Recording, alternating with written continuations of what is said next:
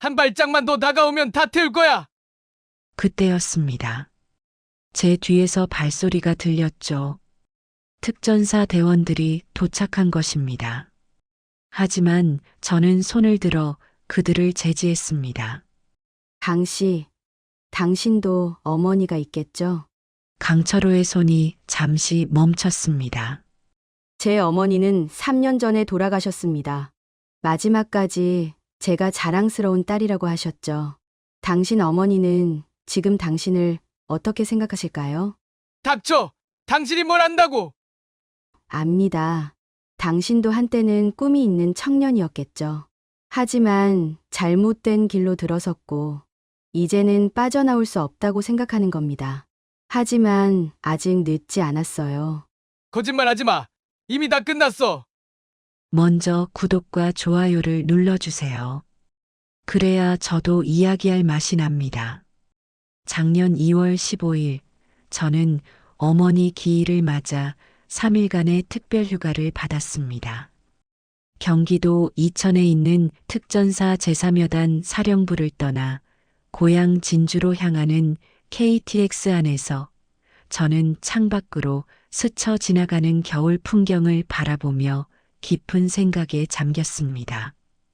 올해로 군 생활 42년째, 21살에 육군사관학교에 입학한 이후 줄곧 군복만 입고 살아온 세월이었죠.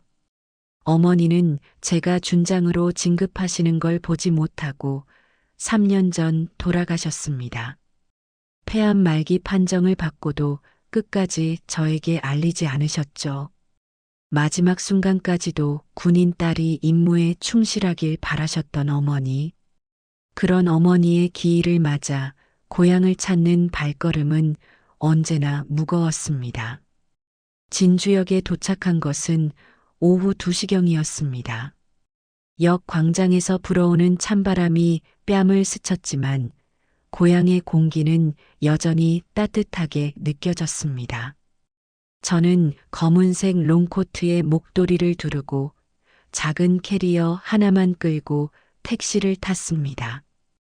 기사님, 북부시장으로 가주세요.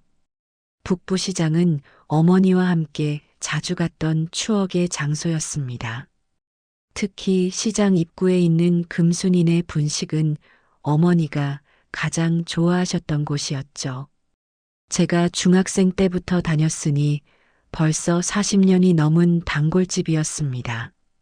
택시가 북부시장 입구에 도착했을 때 저는 잠시 숨을 고르며 주변을 둘러봤습니다. 예전과 달리 많이 낡고 쇠락한 모습이었습니다. 대형마트들이 들어서면서 재래시장은 점점 활기를 잃어가고 있었죠. 그래도 시장 특유의 정겨운 소음과 사람 냄새는 여전했습니다. 금순인의 분식집은 그대로였습니다.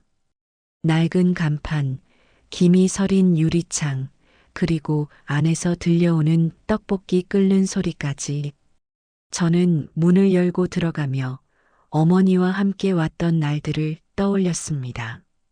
어서 오세요. 아이고, 민정이 아니가? 카운터에 계시던 금순 할머니가 저를 알아보셨습니다. 이제 70이 훌쩍 넘으신 할머니는 여전히 정정하셨지만 세월의 흔적이 얼굴 곳곳에 새겨져 있었습니다. 할머니, 오랜만입니다. 잘 지내셨어요? 아이고, 이게 얼마만이고. 엄마 돌아가신 뒤로 처음 아니가? 할머니의 눈가에 눈물이 맺혔습니다. 저도 목이 메어왔지만 애써 미소를 지으며 자리에 앉았습니다. 떡볶이 한 그릇 주세요. 계란은 완숙으로요. 어머니가 좋아하시던 그대로요.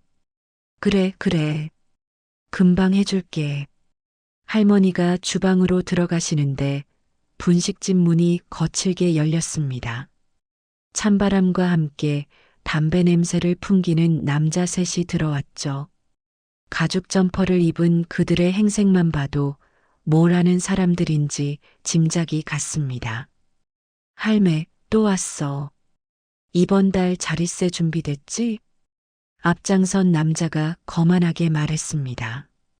키가 180은 넘어 보였고 목에는 굵은 금목걸이를 두르고 있었죠. 오른손 손가락마다 반지를 끼고 있는 모습이 우스꽝스러우면서도 위협적이었습니다. 금순 할머니가 떨리는 손으로 앞치마를 만지작거리며 나오셨습니다. 강 사장님, 지난달에도 드렸잖아요. 이번 달은 정말 장사가 안 돼서. 강 사장? 제가 주의 깊게 그를 살펴봤습니다. 나중에 알게 된 사실이지만 그가 바로 진주 북부 일대를 주름잡는 조직 폭력배 강철호였습니다. 나이는 40대 중반쯤 되어 보였고 얼굴에는 깊은 주름과 함께 흉터가 여러 개 있었죠. 할매, 우리가 이 시장을 지켜주는데 고작 그 돈도 못 내? 다른 가게들은 다 잘만 내던데? 강철호가 카운터를 주먹으로 쿵 내리쳤습니다. 진열된 컵라면들이 와르르 떨어졌죠.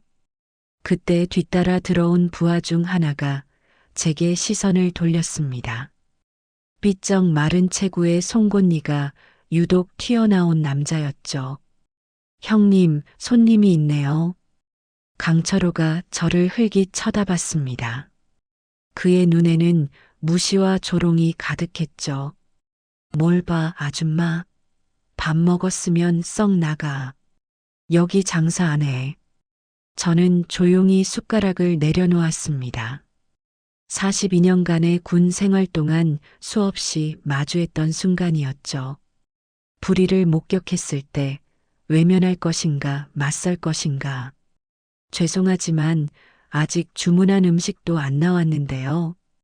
그리고 이 할머니께서 싫다고 하시는데 왜 강요하시는 겁니까? 제 목소리는 차분했지만 그 안에는 특전사 훈련으로 다져진 단호함이 배어 있었습니다. 강철호의 눈빛이 변했습니다. 조롱에서 분노로. 뭐, 이 아줌마가 지금 나한테 대드는 거야? 그가 성큼성큼 제게 다가왔습니다. 가까이 올수록 술과 담배 냄새가 진동했죠. 저는 자리에서 일어나 그를 정면으로 마주했습니다.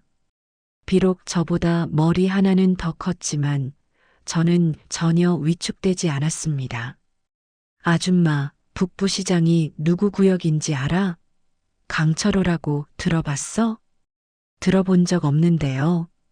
그리고 설령 당신이 누구든 선량한 시민을 괴롭힐 권리는 없습니다. 강철호가 허탈하게 웃었습니다.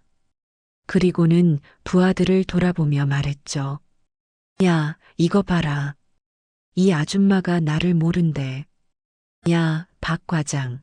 이 아줌마한테 내가 누군지 설명 좀 해줘. 박 과장이라 불린 남자가 비실비실 웃으며 다가왔습니다. 아줌마 강철호 형님은 이 일대 상가 관리하시는 분이야. 경찰서장이랑도 친분 있고 시청에도 사람 많아. 괜히 건드리면 아줌마만 피곤해져. 저는 고개를 저었습니다. 그래서요? 그게 남의 가게에서 행패 부릴 권리를 주나요? 강철호의 인내심이 바닥났는지 그가 갑자기 제 어깨를 거칠게 잡았습니다. 이 여자가 끝까지 말을 안 듣네. 여자가 겁도 없이 어디서 까불어. 그 순간 제 몸이 본능적으로 반응했습니다. 오른손으로 그의 손목을 잡고 살짝 비틀면서 동시에 왼발로 그의 무릎 뒤를 가볍게 차는 특전사 기본 제압술이었죠. 으악! 강철호가 한쪽 무릎을 꿇으며 비명을 질렀습니다. 하지만 저는 즉시 손을 놓고 한 걸음 물러났습니다. 상황을 악화시키고 싶지 않았거든요. 미안합니다. 반사적으로 나온 행동이었습니다. 다만 손대지 마시길 바랍니다. 강철호가 부들부들 떨며 일어났습니다. 그의 얼굴은 새빨갛게 달아올라 있었죠. 인연이, 너 뭐야? 무술이라도 배웠어? 잠깐 호신술을 배운 적이 있습니다. 제가 담담하게 대답하자 강철호는 더욱 분노했습니다. 좋아, 여자가 좀 까불 줄 아네? 야, 다 덤벼. 그의 명령에 부하 둘이 동시에 달려들었습니다. 하지만 저는 이미 그들의 움직임을 예측하고 있었죠. 특전사에서 받은 근접 전투 훈련은 이런 상황을 위한 것이었습니다. 첫 번째 부하의 주먹을 옆으로 흘리면서 그의 팔을 잡아 당겼고 균형을 잃은 그는 테이블에 부딪혀 넘어졌습니다. 동시에 뒤에서 달려든 두 번째 부하의 발차기를 피하며 그의 다리를 걸었죠. 두 명이 바닥에 뒹구는 사이 강철호가 주머니에서 무언가를 꺼내려 했습니다. 접이식 칼이었죠. 하지만 그때 분식집 문이 열리며 누군가 들어왔습니다. 여기서 무슨 일이야? 경찰 제복을 입은 두 명이었습니다. 금순 할머니가 몰래 신고하신 모양이었죠. 강철호가 재빨리 칼을 주머니에 넣으며 말했습니다. 아, 김경희님. 별일 아닙니다. 그냥 얘기하다가 좀 큰 소리가 났네요. 김경희라는 경찰이 상황을 둘러보더니 고개를 끄덕였습니다. 강 사장님, 조용히 하세요. 민원 들어왔어요. 그러고는 그냥 나가려 했습니다. 저는 놀라서 말했죠. 잠깐, 경찰관님. 이 사람들이 할머니께 자릿세를 요구하고 있었습니다. 김경희가 귀찮다는 듯 저를 쳐다봤습니다. 증거 있어요? 목격자는? 금순 할머니는 겁에 질려 고개를 숙이고 계셨고 분식집에 있던 다른 손님 하나도 이미 나간 뒤였습니다. 증거가 없으면 우리도 어쩔 수 없어요. 강 사장님 가시죠. 경찰이 강철호 일행과 함께 나가버렸습니다. 저는 어이가 없었지만 이것이 현실이라는 것도 알았죠. 지방 소도시에서 조직폭력배와 경찰의 유착은 공공연한 비밀이었으니까요. 금순 할머니가 떨리는 손으로 제 손을 잡으셨습니다. 민정아, 괜찮니? 아이고, 내가 괜히 너까지 위험하게 만들었네. 할머니, 저는 괜찮아요. 그런데 저 사람들이 자주 오나요? 한 달에 2번씩은 와. 자릿세랍시고 50만 원씩 뜯어가지. 안 주면 가게 다 부순다고 협박하고 경찰에 신고해도 소용없어. 다 한통속이야. 할머니의 눈에 눈물이 고였습니다. 저는 주먹을 꽉 쥐었죠. 이런 불의를 그냥 지나칠 수는 없었습니다. 할머니, 제가 도와드릴게요. 민정아, 안 돼. 너까지 위험해져. 저 사람들 진짜 무서운 사람들이야. 그때 제 휴대폰이 울렸습니다. 부대에서 걸려온 전화였죠. 예, 박민정 준장입니다. 여단장님, 내일 오전 회의건으로 확인차 연락드렸습니다. 알겠습니다. 예정대로 진행하세요. 전화를 끊는데 금순 할머니가 눈을 동그랗게 뜨고 저를 쳐다보셨습니다. 민정아, 지금 뭐라고 했니? 준장? 네, 할머니. 제가 군인이에요. 특전사 제3여단장입니다. 할머니는 입을 다물지 못하셨습니다. 우리 민정이가 장군이 됐다고? 잠시 후 할머니는 제 손을 꼭 잡으며 울음을 터뜨리셨습니다. 내 엄마가 살아계셨으면 얼마나 자랑스러워 하셨을까. 여자 몸으로 별까지 달고 저도 눈시울이 뜨거워졌습니다. 어머니 생각이 났거든요. 그날 저녁 저는 숙소로 돌아와 곰곰이 생각했습니다. 강철호 같은 자들이 선량한 시민들을 괴롭히는 것을 그냥 둘 수는 없었죠. 하지만 섣불리 나서는 것도 현명하지 않았습니다. 저는 부대 정보참모에게 전화를 걸었습니다. 김중령, 진주 지역 조직폭력배 강철호라는 자에 대해 조사 좀 해주게. 알겠습니다, 여단장님. 1시간 후 김중령에게서 보고가 왔습니다. 강철호, 45세, 진주 북부 일대 자릿세 갈취 및 불법 사채업 운영. 전과 오범이지만 매번 증거 불충분이나 합의로 빠져나왔습니다. 지역 경찰과도 유착 관계가 있는 것으로 보입니다. 예상대로였습니다. 하지만 저는 포기하지 않았죠. 내일 제가 다시 그 분식집에 갈 겁니다. 혹시 모르니 비상 대기조를 준비시켜 주세요. 여단장님, 위험하실 수 있습니다. 괜찮습니다. 제가 알아서 하겠습니다. 다음 날 오전 11시, 저는 다시 금순인의 분식집을 찾았습니다. 이번에는 정복이 아닌 전투복을 입고 갔죠. 계급장과 부대 마크가 선명하게 보이도록. 할머니, 저 왔어요. 금순 할머니가 놀라서 나오셨습니다. 아이고, 민정아. 정말 군인이구나. 이 옷을 입으니까 완전 다른 사람 같아. 할머니, 오늘 그 사람들 올 시간 아닌가요? 응, 보통 11시 반쯤 와. 예상대로 11시 30분경 강철호 일행이 다시 나타났습니다. 이번엔 5명이었죠. 어제 일 때문에 인원을 늘린 모양이었습니다. 문이 열리고 강철호가 들어서다가 저를 보고 멈췄습니다. 어제 그 아줌마네? 오늘은 무슨 코스프레야? 군인 놀이? 저는 천천히 일어서며 정면을 바라봤습니다. 육군 특전사 제3여 단장 준장 박민정입니다. 그리고 신분증을 꺼내 보여줬죠. 강철호의 얼굴이 굳었습니다. 뭐? 진짜 군인이야? 그의 부하 중 하나가 스마트폰으로 재빨리 검색을 했습니다. 형님, 진짜예요. 특전사 제3여 단장 박민정 준장. 사진도 있어요. 강철호의 얼굴이 창백해졌다가 다시 붉어졌습니다. 자존심이 상한 것 같았죠.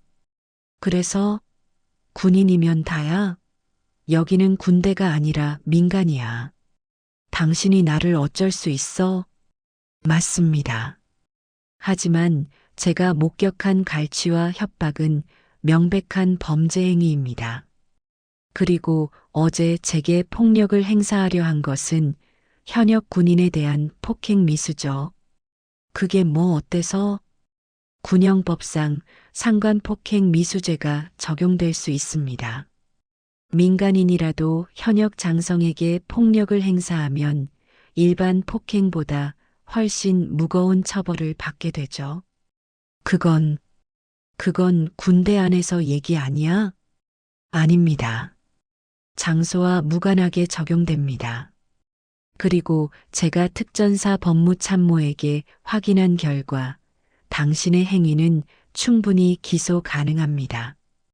강철호가 주춤하는 사이 저는 휴대폰을 꺼냈습니다. 지금 군 헌병대와 민간 경찰 합동 수사팀이 대기 중입니다. 제가 신호만 보내면 5분 안에 도착할 겁니다. 거짓말이었습니다. 하지만 강철호는 그것을 알 방법이 없었죠. 그리고 한 가지 더. 제가 특전사 정보부에 확인한 결과 당신은 병역 기피자더군요. 신체 검사에서 허위 진단서를 제출해 면제받았다고. 강철호의 얼굴이 흑빛이 됐습니다. 그건도 재수사를 요청할 수 있습니다. 병역 기피는 공소시효가 없거든요. 실제로 저는 전날 밤 정보참모를 통해 강철호의 병역 기록을 확인했었습니다. 20년 전 허위 진단서로 병역을 면제받은 사실이 있었죠. 당신이 뭔데 내 과거를 캐고 다녀? 강철호가 목소리를 높였지만 이미 기세는 꺾인 상태였습니다. 공적 데이터베이스에 있는 정보를 확인한 것뿐입니다. 그런데 왜 그리 당황하시나요? 떳떳하다면 문제 없겠죠? 제 말에 강철호는 입을 다물었습니다. 그의 부하들도 불안한 표정으로 서로를 쳐다봤죠. 자, 이제 선택하세요. 지금 당장 이 할머니께 사과하고 그동안 받은 자릿세를 모두 돌려드리고 다시는 이 시장에 얼씬도 하지 않든가 아니면 제가 정식으로 고발 절차를 밟든가. 강철호가 이를 악물었습니다. 증거가 있어? 내가 돈을 받았다는 증거. 저는 미소를 지었습니다. 사실 이 순간을 기다리고 있었거든요. 주머니에서 작은 녹음기를 꺼냈습니다. 어제부터 녹음하고 있었습니다. 당신이 자릿세를 요구하는 것, 할머니를 협박하는 것, 모두 녹음되어 있죠. 사실 군용 장비는 아니었고 제가 개인적으로 준비한 것이었습니다. 하지만 효과는 확실했죠. 그리고 한 가지 더. 제가 휴대폰을 들어보였습니다. 화면에는 영상 하나가 재생되고 있었는데 어제 강철호가 칼을 꺼내려던 장면이었습니다. 어제 CCTV 영상을 확보했습니다. 흉기 소지 및 협박죄로도 충분하겠네요. 물론 CCTV는 없었습니다. 제가 어제 몰래 촬영한 것이었죠. 각도가 애매해서 칼인지 확실하지 않았지만 강철호는 그걸 모르니까요. 강철호의 얼굴이 패배를 인정한 사람처럼 축 처졌습니다. 얼마를 원해? 돈을 원하는 게 아닙니다. 정의를 원할 뿐이죠. 그런 거창한 소리 말고 진짜로 원하는 게 뭐야? 첫째, 이 할머니와 시장 상인들에게 정식으로 사과할 것. 둘째, 그동안 받은 자릿세를 모두 돌려줄 것. 셋째, 다시는 이 일대에 나타나지 말 것. 넷째, 조직을 해체하고 정당한 직업을 가질 것. 말도 안 돼. 그럼 법정에서 뵙시죠. 제가 전화를 걸려는 신용을 하자 강철호가 다급하게 말했습니다. 잠깐만. 시간을 좀 줘. 3일 드리겠습니다. 3일 안에 제 조건을 이행하지 않으면 모든 증거를 검찰에 넘기겠습니다. 강철호는 한참을 고민하다가 고개를 끄덕였습니다. 알았어. 3일 안에 정리하겠어. 그리고는 부하들과 함께 황급히 나갔습니다. 금순 할머니가 믿을 수 없다는 표정으로 저를 바라보셨습니다. 민정아, 정말 저 사람들이 다시 안 올까? 약속은 했지만 믿을 수 있을지는 모르겠네요. 하지만 걱정 마세요. 제가 끝까지 지켜볼게요. 그날 밤 저는 숙소에서 내일 복귀를 준비하고 있었습니다. 작은 원룸 숙소였지만 어머니와의 추억이 담긴 물건들로 가득했죠. 책상 위에는 어머니가 제 육사 졸업식 때 찍으신 사진이 놓여 있었습니다. 그때 어머니는 얼마나 자랑스러워 하셨던지 온 동네방네 자랑을 하고 다니셨다고 들었습니다. 저는 군복을 정리하며 내일 부대 복귀를 준비하고 있었습니다. 어머니 기일 때문에 받은 3일 휴가의 마지막 날이었죠. 창밖으로 보이는 진주의 야경을 바라보며 어머니 생각에 잠겨 있었습니다. 어머니는 제가 육사에 입학했을 때부터 늘 걱정하셨습니다. 여자가 군대에서 버틸 수 있겠냐고, 차별받지는 않겠냐고. 하지만 동시에 누구보다 저를 믿어주셨죠. 제가 소위 임관할 때도, 대위 진급할 때도, 그리고 영관 장교가 되었을 때도 항상 같은 말씀을 하셨습니다.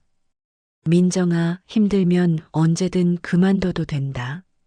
하지만 내가 선택한 길이라면 엄마는 끝까지 응원할게. 어머니, 제가 오늘 옳은 일을 한 거겠죠? 혼잣말을 하며 어머니 사진을 바라보는데 휴대폰이 울렸습니다. 모르는 번호였죠. 여보세요?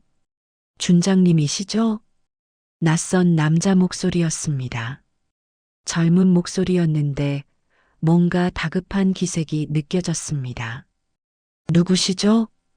저는 강철호 조직에, 아니, 강철호 밑에서 일했던 사람입니다. 이름은 정우진이라고 합니다. 무슨 일이죠? 준장님께 꼭 말씀드려야 할 게 있어서요. 강철호 형님이, 아니, 강철호가 준장님께 보복할 계획을 세우고 있습니다. 저는 즉시 긴장했습니다. 구체적으로 말해주세요. 내일 준장님이 부대로 복귀하실 때를 노리고 있습니다. 진주역에서 기다렸다가 사고로 위장해서. 알겠습니다. 왜 제게 이런 정보를 주는 거죠? 정우진이라는 청년이 한숨을 쉬었습니다. 저도 원래는 평범한 청년이었습니다. 집안이 어려워서 강철호 밑으로 들어갔는데 어제 준장님이 하신 말씀을 듣고 정신이 번쩍 들었습니다. 이렇게 살면 안 되겠다고요. 그리고 제 어머니도 시장에서 장사하시거든요. 고맙습니다. 덕분에 대비할 수 있겠네요. 준장님 조심하세요. 강철호는 진짜 위험한 사람입니다. 군인이든 뭐든 가리지 않아요. 전화를 끊고 저는 곰곰이 생각했습니다.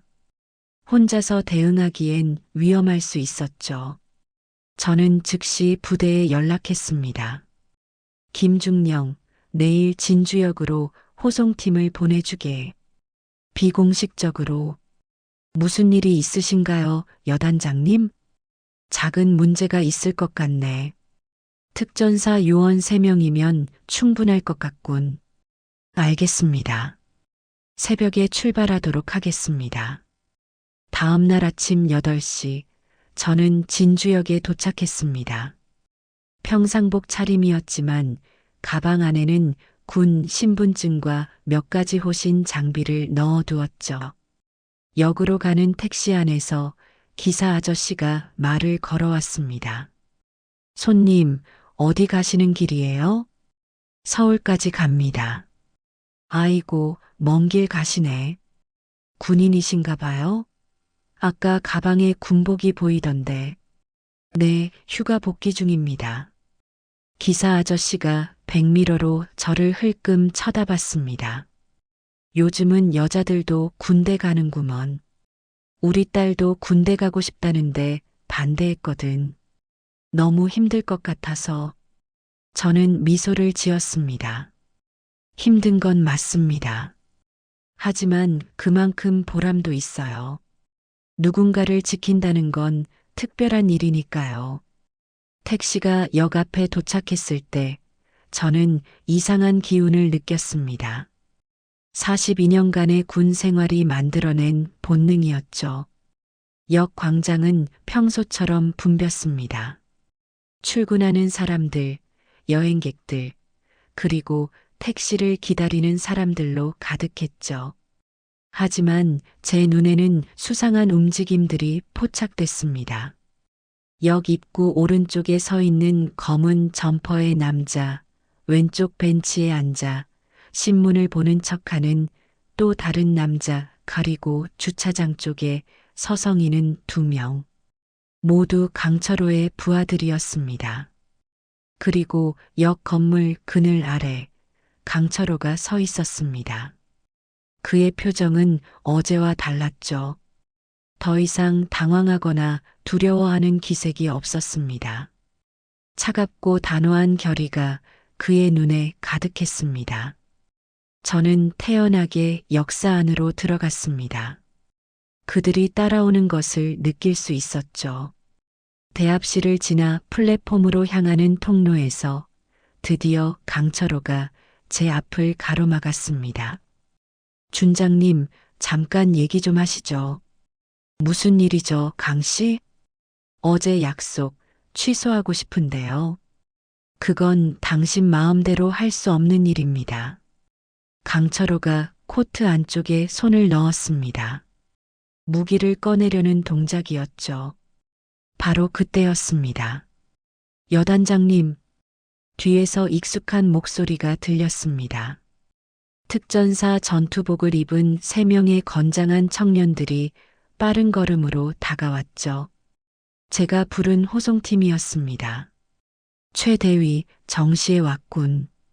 최 대위가 경례를 했습니다. 그의 눈은 이미 주변 상황을 파악하고 있었죠. 여단장님, 호송 임무 수행하러 왔습니다. 강철호의 얼굴이 굳었습니다. 그의 부하들도 당황한 기색이 역력했죠. 특전사 마크가 선명한 전투복을 입은 3명의 요원들. 그들의 존재감은 압도적이었습니다. 강 씨, 무슨 할 말이 있었나요? 강철호가 천천히 코트에서 손을 뺐습니다. 아니, 아무것도 아닙니다. 그럼 약속대로 3일 안에 처리하시기 바랍니다. 안 그러면 아시죠? 강철호는 이를 악물고 돌아섰습니다. 그의 부하들도 하나둘 흩어졌죠. 최 대위가 조용히 물었습니다. 여단장님, 저자들이 위협을 가한 겁니까? 작은 오해가 있었을 뿐이네. 가자. 플랫폼으로 향하면서 저는 뒤를 한번 돌아봤습니다. 강철호가 멀리서 저를 노려보고 있었죠. 그의 눈빛은 아직 끝나지 않았다고 말하고 있었습니다. 부대로 복귀한 지 일주일이 지났습니다. 강철호는 약속을 지키지 않았죠. 3일이 지나도 아무런 연락이 없었습니다. 사실 예상했던 일이었습니다. 그런 자들이 쉽게 물러설 리 없으니까요.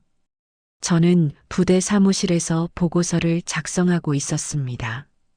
강철호 조직의 범죄 행위를 상세히 기록한 고발장이었죠. 42년간 군에서 작성한 수많은 보고서 중에서도 이번 것은 특별했습니다. 군인으로서가 아니라 한 시민으로서 쓰는 고발장이었으니까요. 여단장님, 차 한 잔 드시죠. 부관이 따뜻한 차를 가져다 주었습니다. 젊은 소령이었는데 저를 무척 존경하는 눈빛으로 바라보곤 했죠. 고맙네. 김소령, 자네 고향이 어디였지? 전라도 광주입니다. 거기도 재래시장이 많이 있나? 네, 저희 어머니도 양동시장에서 반찬 가게를 하십니다. 그래, 힘드시겠네. 김소령이 쓴웃음을 지었습니다. 네, 요즘은 대형마트 때문에 장사가 잘 안 되신다고 하시더라고요. 게다가 가끔 이상한 사람들이 와서 자릿세를 요구한다고. 저는 고개를 끄덕였습니다. 전국 어디나 비슷한 문제가 있는 것 같았습니다. 저는 약속대로 행동하기로 했습니다. 모든 증거 자료를 정리해서 진주지검에 고발장을 제출했죠. 동시에 국방부 법무실에도 보고서를 올렸습니다. 그런데 의외의 일이 벌어졌습니다. 제가 고발장을 제출한 다음 날 한 지역 신문 기자에게서 연락이 왔습니다. 준장님, 저는 진주일보 김 기자입니다. 강철호 조직에 대해 취재하고 있는데 인터뷰 좀 할 수 있을까요? 어떻게 제 연락처를? 정우진 씨가 알려줬습니다. 그가 저희 신문사에 제보를 했거든요. 강철호 조직의 모든 비리를 폭로하겠다고요. 정우진. 저에게 정보를 준 그 청년이었죠. 알겠습니다. 만나서 얘기하죠. 그날 오후 저는 진주의 한 카페에서 김 기자와 정우진을 만났습니다. 정우진은 20대 후반의 청년이었는데 눈빛이 맑고 단정했습니다. 준장님, 다시 뵙게 되어 영광입니다. 정우진 씨, 정말 모든 것을 폭로할 건가요? 위험할 수 있습니다. 정우진이 단호하게 고개를 끄덕였습니다. 이미 결심했습니다. 제가 2년 동안 강철호 밑에서 일하면서 본 것, 들은 것 모두 증언하겠습니다. 장부도 가지고 있습니다. 그가 가방에서 두꺼운 파일을 꺼냈습니다. 자릿세 장부였죠. 언제, 누구에게, 얼마를 받았는지 상세히 기록되어 있었습니다. 이걸 왜 가지고 있었나요? 언젠가는 이런 날이 올 거라고 생각했습니다. 저도 이렇게 살고 싶지 않았거든요. 준장님이 그 계기를 만들어 주신 겁니다. 김 기자가 흥분한 목소리로 말했습니다. 이 자료면 충분합니다. 일면 톱 기사로 낼 겁니다. 강철호는 끝장입니다. 다음 날 아침 진주일보 일면에 커다란 제목이 실렸습니다. 북부시장 자릿세 갈취 조직 실체 폭로, 내부 고발자, 양심선언. 기사는 상세했습니다. 강철호 조직이 10년 동안 북부시장 일대에서 갈취한 자릿세가 수십억에 달한다는 것, 경찰과 유착관계를 맺고 있었다는 것, 심지어 시청 공무원들과도 연결되어 있었다는 것까지. 저는 부대 식당에서 아침을 먹으며 신문을 읽고 있었습니다. 옆자리에 앉은 대대장들이 수군거렸죠. 여단장님, 이거 여단장님이 고발하신 그 사건 아닙니까? 그런 것 같네. 와, 대단하십니다. 민간 조폭까지 제압하시다니. 저는 담담하게 대답했습니다. 군인의 임무는 적으로부터 국민을 지키는 거야.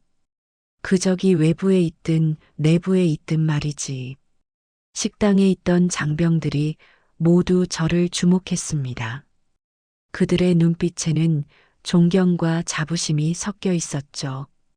그리고 기사 말미에는 제 인터뷰도 실렸습니다. 불의를 보고 참을 수 없었습니다. 군인의 의무는 외부의 적뿐만 아니라 내부의 악으로부터도 국민을 지키는 것입니다. 그날 오후 국방부에서 전화가 왔습니다. 박 준장, 언론에서 난리야. 모든 방송국에서 인터뷰 요청이 쇄도하고 있어. 죄송합니다. 사적인 일로 군에 누를 끼친 것 같아서. 무슨 소리야.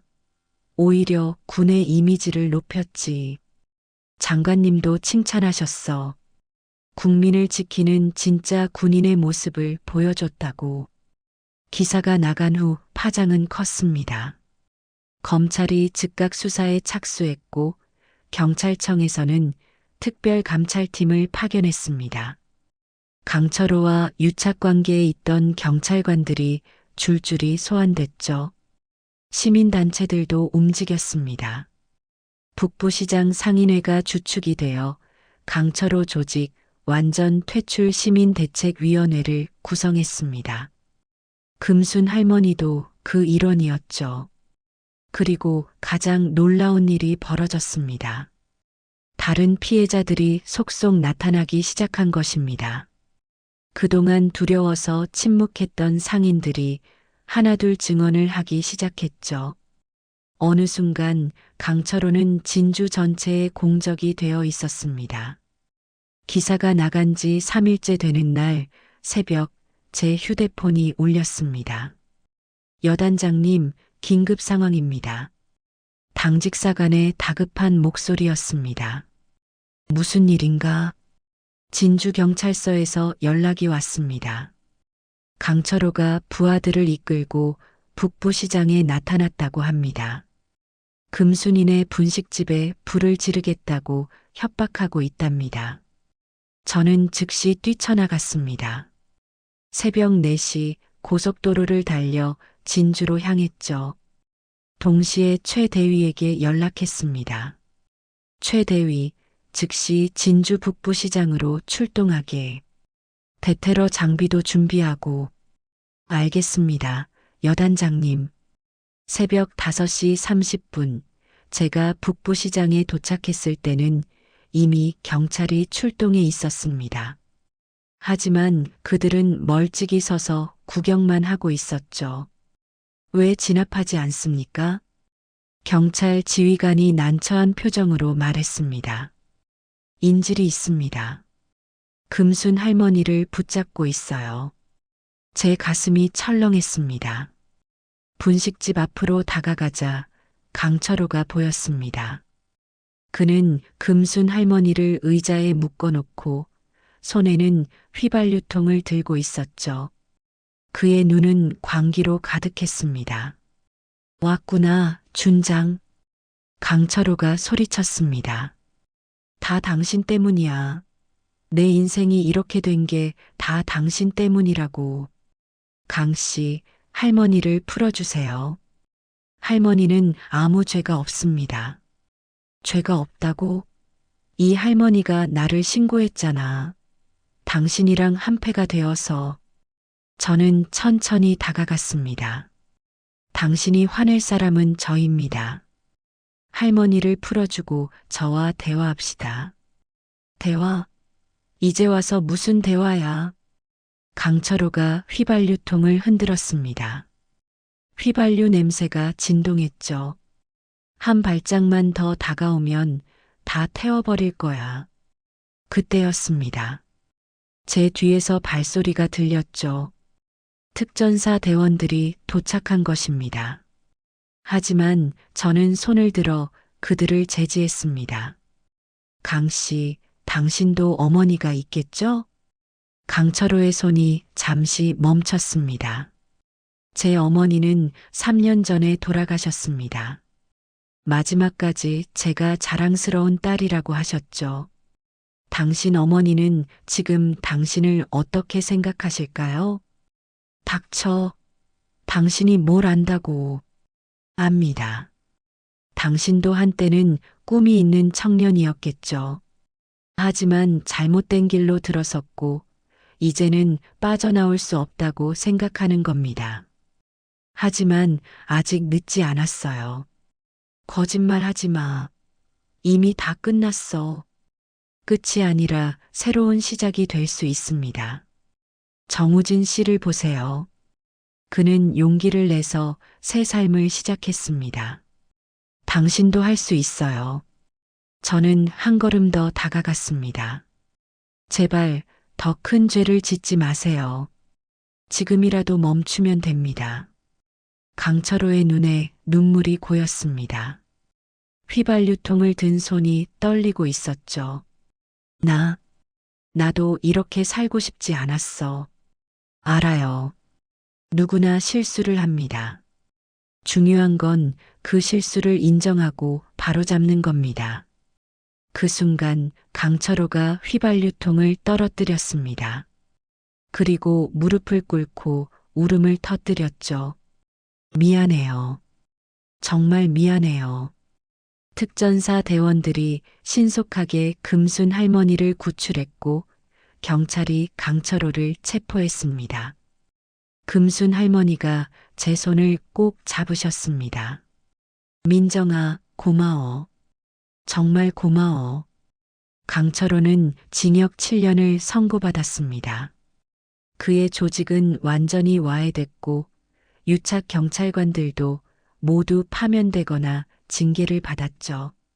정우진은 검찰 측 증인으로 나선 공로를 인정받아 집행유예를 받았고 지금은 사회복지사 자격증을 따기 위해 공부하고 있다고 들었습니다.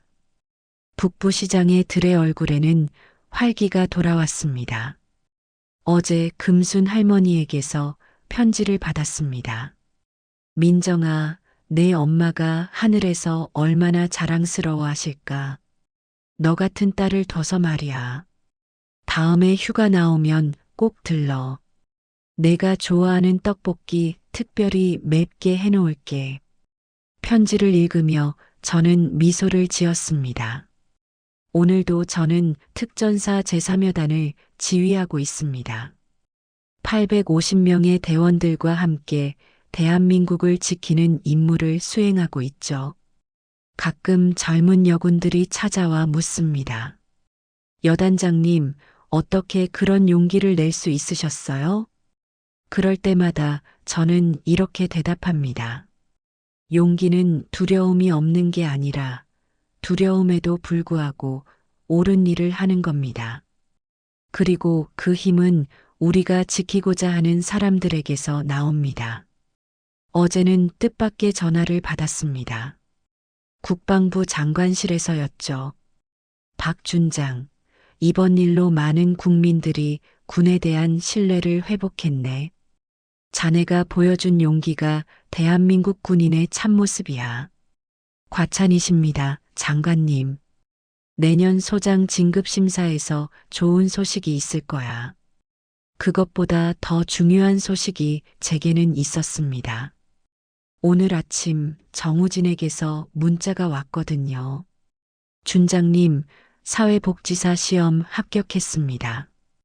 이제 저도 어려운 사람들을 돕는 일을 할 수 있게 됐어요. 준장님이 보여주신 용기 덕분입니다. 한 사람의 인생이 바뀌었습니다. 그것만으로도 충분한 보상이었죠. 창밖을 보니 특전사 훈련장에서 대원들이 구보를 하고 있습니다. 그들의 우렁찬 구호 소리가 들려옵니다. 저들이 바로 대한민국의 방패입니다. 그리고 저는 그 방패를 이끄는 사람이죠. 진정한 힘은 약자를 억압하는 데 쓰는 것이 아니라 약자를 지키는 데 쓰는 것입니다. 그것이 군인의 명예이고 인간의 도리입니다. 별 하나의 무게가 이렇게 무거운 줄 이제야 알게 되었습니다. 하지만 그 무게가 있기에 더 많은 사람들을 지킬 수 있다는 것도 알게 되었습니다. 북부시장의 평화로운 아침, 금순 할머니의 편지, 정우진의 새 출발, 그리고 제 어깨 위에 별 하나. 이 모든 것이 연결되어 있습니다. 정의는 거창한 것이 아닙니다. 불의를 보았을 때 외면하지 않는 것, 약자의 편에 서는 것, 그리고 끝까지 포기하지 않는 것. 그것이 제가 42년간 군복을 입으며 배운 진리입니다. 오늘도 저는 이 자리에서 이 별을 달고 국민을 지키겠습니다. 이 영상이 시원하셨다면 좋아요와 구독 알림 설정 부탁드립니다. 댓글도 많이 남겨주세요. 그래야 다음 영상도 빠르게 준비가 됩니다.